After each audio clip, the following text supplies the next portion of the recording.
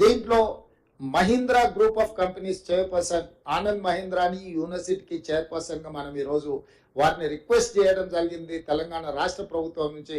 ఈరోజు మహీంద్రా యూనివర్సిటీని ఎవరైతే నడుపుతున్నారో వాళ్ళని యంగ్ ఇండియా స్కిల్ యూనివర్సిటీకి చైర్పర్సన్గా మనం రిక్వెస్ట్ చేస్తే వారు ఆమోదించారు. ఈరోజు IIIT చైర్పర్సన్గా పనిచేసిన శ్రీనిరాజును కో చైర్పర్సన్గా పెట్టినాం. వివిధ పరిశ్రమలు రెడ్డి ల్యాబ్స్ కావచ్చు, SBI బ్యాంక్ కావచ్చు, అదానీ గ్రూప్ కావచ్చు, ఇతర కీలకమైన పరిశ్రమలకు సంబంధించిన వ్యక్తులందరినీ కూడా ఇందులో బోర్డ్ ఆఫ్ డైరెక్టర్స్గా మనం నియమించడం జరిగింది. ఇందులో ప్రధానంగా నిధుల సేకరణ నుంచి శిక్షణ ఇచ్చే వరకు కంప్లీట్గా ఈ బోర్డే పర్యవేక్షిస్తుంది. ప్రభుత్వం కేవలం ఫెసిలిటేటర్ మాత్రమే. అందుకే ముచ్చర్లలో నిర్మించబోయే 4th సిటీలో 60 ఎకరాల భూమిని దాన్ని నిర్మించడానికి అవసరమైన కోట్ల రూపాయల నిధులను రాష్ట్ర ప్రభుత్వం మంజూరు చేసింది. ఈ అకాడమిక్ ఇయర్ వృధా కాకూడదని ఈ సంవత్సరం 2000 మందికి శిక్షణ ఇవ్వాలని ఎస్కి ఇంజనీరింగ్ అకాడమీలో ఈ సంవత్సరం 2000 మందిని ఎంపిక చేసి శిక్షణ ఇవ్వమని ఆదేశాలు ఇవ్వడమే కాకుండా నెక్స్ట్ ఇయర్ నుంచి ప్రతి సంవత్సరం 20,000 మంది స్టూడెంట్స్ను ఈ యంగ్ ఇండియా యూనివర్సిటీలో ఎంపిక చేస్తున్నాం. సర్టిఫికెట్ కోర్సులు ఉంటాయి, డిప్లొమా కోర్సులు ఉంటాయి, డిగ్రీ కోర్సులు ఉంటాయి. ఇందులో ఉత్తీర్ణులైన వాళ్ళు డిగ్రీ నుంచి భవిష్యత్ పోటీ పరీక్షలకు కానీ ఇతర దేశాలలో చదువుకోవడానికి అవసరమైన అవకాశాలన్నీ కల్పించడానికి ఈరోజు ఆ యూనివర్సిటీని మనం తీర్చిదిద్దుతున్నాం. ఇదే కాకుండా నిన్నగాక మొన్న జరిగిన ఒలింపిక్స్లో మన దేశం యొక్క పర్ఫార్మెన్స్ ఆశించిన స్థాయిలో కానీ ప్రజలు ఊహించిన స్థాయిలో కానీ లేదు. చిన్న చిన్న దేశాలు చాలా మెడల్స్ తెచ్చుకున్నారు. కానీ 140 కోట్ల జనాభా ఉన్న ఈ దేశానికి ఒలింపిక్స్లో ఒక రకంగా అవమానం జరిగినట్టే. దీన్ని దృష్టిలో పెట్టుకొని మొన్న నేను విదేశీ పర్యటన భాగంగానే సౌత్ కొరియాకి వెళ్ళిన. అక్కడ sports university, south Korean sports యూనివర్సిటీకి నేను అక్కడికి వెళ్ళిన. సౌత్ కొరియాకు 32 పథకాలు వస్తే ఒక చిన్న దేశంలో 16 పథకాలు నేను వెళ్ళిన యూనివర్సిటీకి వచ్చినాయి. అందులో ఒక అమ్మాయికి 3 గోల్డ్ మెడల్స్ వచ్చినాయి ఒలింపిక్స్లో. ఒకే అమ్మాయి 3 గోల్డ్ మెడల్స్ కొట్టింది. అంటే శిక్షణ ఇవ్వడం ద్వారా, నైపుణ్యాన్ని రాబట్టడం ద్వారా ఒలింపిక్స్లో కూడా రాణించిన ఆ దేశం మన దేశానికి, మన యువతకు ఆదర్శంగా తీసుకోవాలి. అందుకే సౌత్ కొరియన్ యూనివర్సిటీతో మాట్లాడి యంగ్ ఇండియా స్పోర్ట్స్ యూనివర్సిటీని కూడా వచ్చే అకాడమిక్ ఇయర్ నుంచి మన స్పోర్ట్స్ యూనివర్సిటీని దేశంలో, మన రాష్ట్రంలో ప్రత్యేకంగా నెలకొల్పుతున్నాము. ఎందుకంటే 2028 ఒలింపిక్స్లో అత్యధికంగా మెడల్స్ ఈ తెలంగాణ యువత సాధించాలన్నది మా లక్ష్యం. ఒకప్పుడు FA ఏషియన్ గేమ్స్ కానీ, నేషనల్ మిలిటరీ గేమ్స్ కానీ చాలా గేమ్లు నిర్వహించిన 2002 సంవత్సరంలో నిర్వహించిన గొప్ప అద్భుతమైన స్టేడియంలు గచ్చిబౌలిలో స్పోర్ట్స్ విలేజ్ దాదాపుగా ఈ 15 సంవత్సరాలు నిరుపయోగంగా మారిపోయింది. వీటన్నిటిని కూడా తిరిగి ఉపయోగంలోకి తీసుకురావాలి. వీటన్నిటిని కూడా తెలంగాణ యువతకు శిక్షణ ఇవ్వడం ద్వారా స్పోర్ట్స్ యూనివర్సిటీని ఒక ఏర్పాటు చేసి తెలంగాణ యువతకు క్రీడల పట్ల ఆసక్తిని కల్పించడమే కాకుండా తెలంగాణ యువతకి అద్భుతమైన శిక్షణను ఇవ్వడం ద్వారా ఒలింపిక్స్లో ఈ దేశానికే తలమానికంగా తెలంగాణ యువతను మార్చాలని ఈ ప్రభుత్వం నిర్ణయం తీసుకున్నది. తొందరలో ఈ అంశాలను కూడా మీరు చూడబోతున్నారు. అదేవిధంగా ఇంతకుముందే బట్టి విక్రమార్క గారు చెప్పినారు, SC, ST, BC minority residential schools ప్రారంభించమని గత ప్రభుత్వం చెప్పింది. కానీ పోల్ట్రీ ఫార్మ్స్లలో కోళ్ళ కంటే కూడా అధ్వానంగా ఇవాళ ఆ పిల్లలను ఆ వాటిలలో ప్రైవేట్ రెంటల్ బిల్డింగ్లో పెట్టారు. ఎలాంటి మౌలిక వసతులు లేవు. 200-300 మంది విద్యార్థులు ఉంటే 2 బాత్రూమ్లు కూడా ఉండడం లేదు. వీటన్నిటిని దృష్టిలో పెట్టుకొని పిల్లలందరూ ఎవరు? మన వాళ్ళు. మన పిల్లలకు మనం ఇవ్వవలసిన మౌలిక వసతులు ఇవ్వకపోతే వాళ్ళ మీద, వాళ్ళ భవిష్యత్తు మీద ప్రభావం చూపిస్తుంది.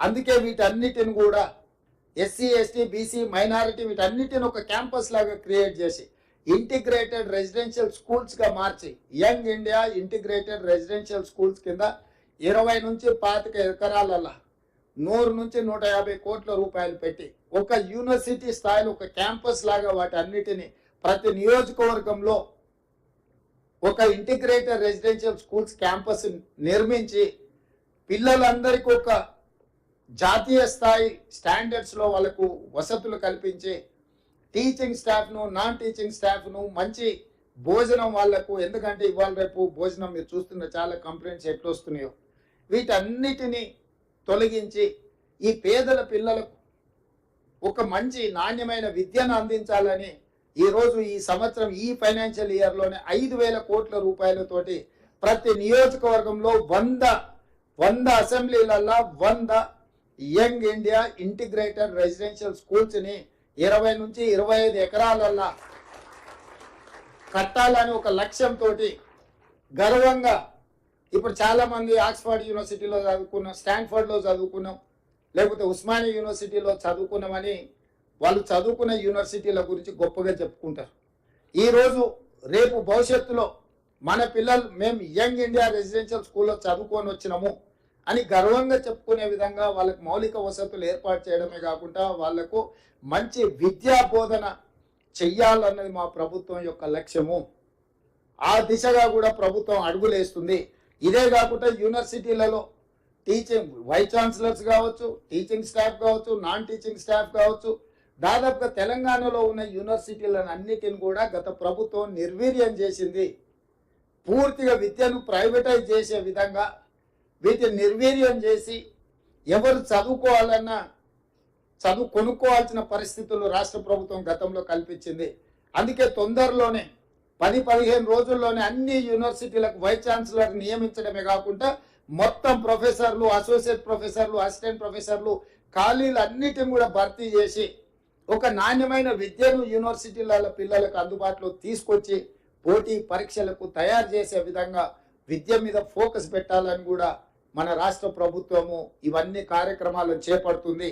ఇన్ని చేసిన అక్కడక్కడ గతంలో 10 సంవత్సరాలు ప్రభుత్వం పరీక్షలు పెట్టట్లేదు, ఉద్యోగ అవకాశాలు ఇవ్వడం లేదు, ఉద్యోగ నియామకాలు చేపట్టడం లేదని పిల్లలు ధర్నాలు దీక్షలు చేశారు.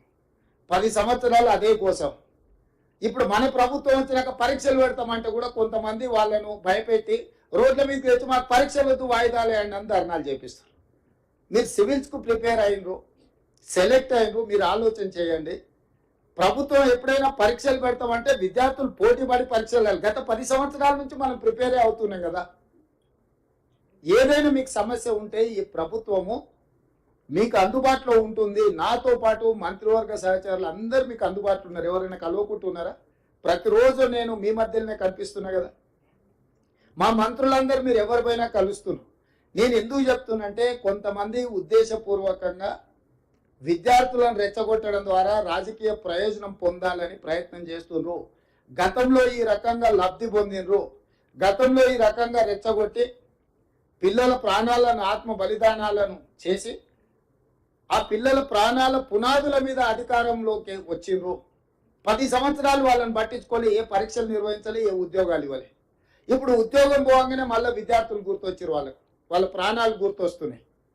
నేను అందుకే పిల్లలందరినీ ఎందుకయా మీరు ఉన్నారు కదా దుఃఖాలాక బాబా మటలు, మీరు ఆమర నిరాహార దీక్ష కూర్చోండి పరీక్షలు వాయిదా అని చెప్పి నాకు తిక్కలేసి